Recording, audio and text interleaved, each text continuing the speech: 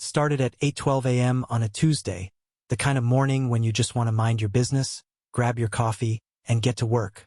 I'd barely stepped out of my apartment when I heard her voice echoing through the lobby like an air raid siren. Karen, our self-appointed building queen, was standing in the middle of the marble floor, barking orders at the concierge about unauthorized deliveries and guests needing approval. The kicker? She didn't even own a unit here. She was a tenant, renting month to month from an absentee landlord who lived in Florida. The concierge, bless him, was trying to keep it civil. "Ma'am, this is a residential building, not an HOA. You can't block residents' visitors." But Karen had that look in her eye, the one she got when she smelled an opportunity to assert dominance. She spun around, pointed right at me, and said, "There, that man. His nephew's been coming over without signing in. This is a security risk. I demand to see his guest log." I stopped cold, coffee in hand.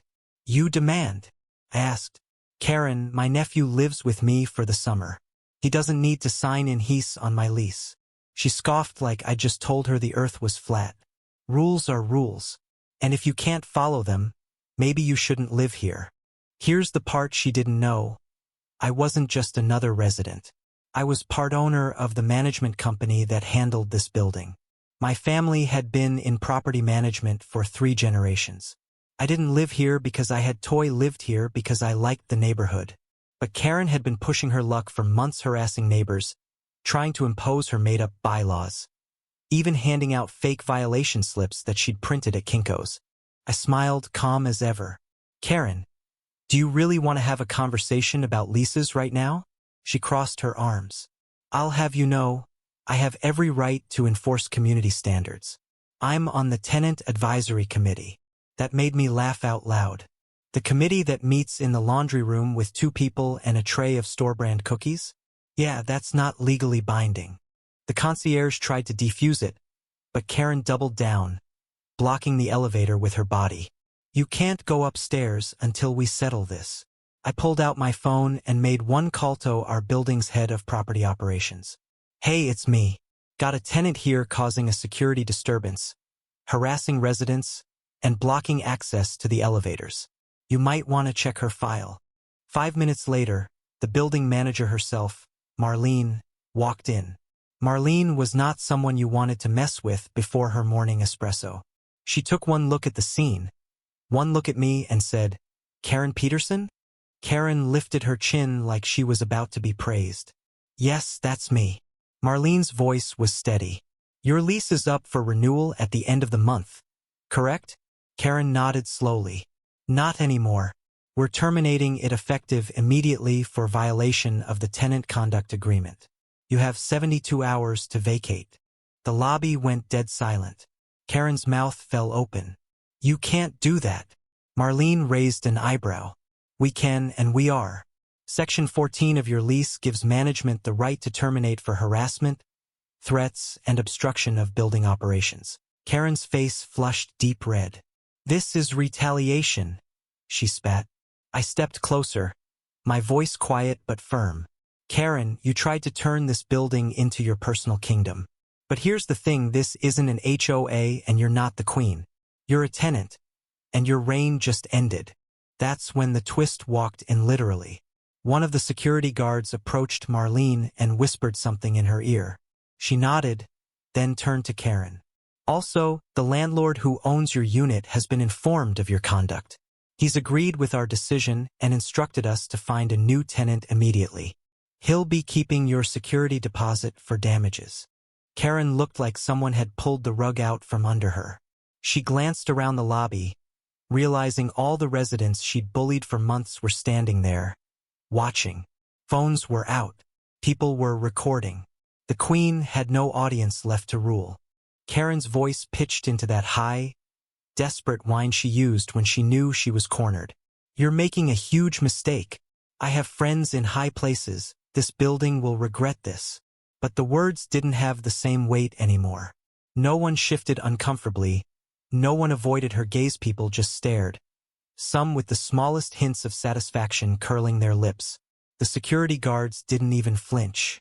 They just stepped forward, one standing at the elevator, the other by the door, ensuring she couldn't turn this into another scene. Marlene stayed calm, almost bored, as she slid a printed notice across the front desk toward Karen. This is your formal termination letter. It lists the specific clauses you've violated, the documented complaints, and the termination date. You have until Friday at 5 p.m. to return your keys and complete your move-out inspection. Failure to do so will result in legal action. Her tone was pure Stenino drama. No raised voice, just fact. Karen grabbed the paper like she might tear it in half, but her eyes kept flicking down the page. I knew the part she'd hit by the way her expression shifted. Clause 14.3. Termination for continued harassment and interference with other tenants' peaceful enjoyment of the property. It wasn't just an accusation. It was bulletproof. That's when one of the residents, Mr. Alvarez from 7C, stepped forward. He was a quiet man, retired Navy, rarely seen at tenant meetings. Marlene, he said, his voice steady, you should probably add the photos I gave security to her file before she tries to appeal. Karen's head whipped toward him, eyes wide. What photos? She demanded. Mr. Alvarez didn't even blink. The ones of you taking pictures through my granddaughter's bedroom window. Collective gasp rolled through the lobby. Karen stammered something about inspecting window treatments, but it was useless. Another neighbor, Jasmine from 3B, chimed in. And don't forget the time she followed my mother into the laundry room and accused her of stealing detergent. Someone in the back muttered, that's because Karen's the detergent thief, and half the room chuckled. The air had shifted completely. This wasn't Karen's stage anymore. It was an unmasking. Marlene tapped the paper. We've got more than enough to defend this in court, Mrs. Peterson. I strongly suggest you start packing. Karen tried to hold her ground, but her knees wavered. She glanced toward the concierge, maybe hoping for backup, but he only raised his brows and went back to his computer screen. The message was clear. No one here was going to save her. And then came the moment that ended her reign completely. The building's landlord, Mr. Singh, a man who rarely visited in person, walked through the front doors, impeccably dressed and holding a small leather folder. Mrs. Peterson, he said, voice calm but firm. I've reviewed the footage, the complaints, and the incident from this morning.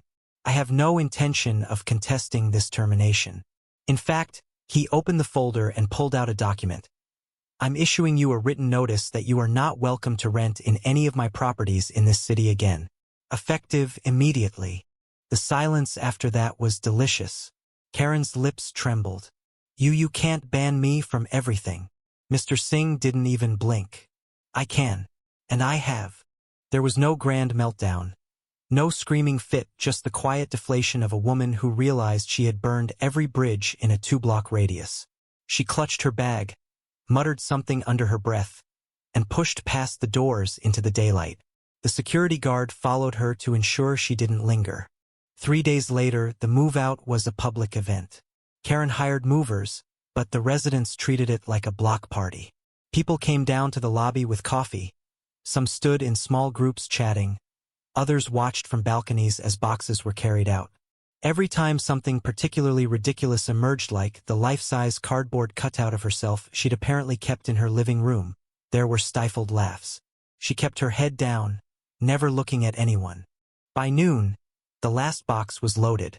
The moment the moving truck pulled away, Marlene had the locks changed. The new Tenanta-friendly schoolteacher named Lila moved in the following week. She baked cookies for the whole floor on her first day, and just like that, the tension that had hung over the building for months evaporated. It's been 3 months now. The lobby is peaceful. Neighbors actually talk to each other. And no one is afraid of arbitrary violations taped to their doors. That wooden placard from the front desk, the one that read Lease voided Teodia, now hangs in the staff break room. It's a trophy, a reminder that no matter how loud someone shouts about being in charge, they still have to play by the rules. If someone like Karen started acting like a ruler in your home, would you wait for her to leave on her own, or would you take the first chance to end her reign?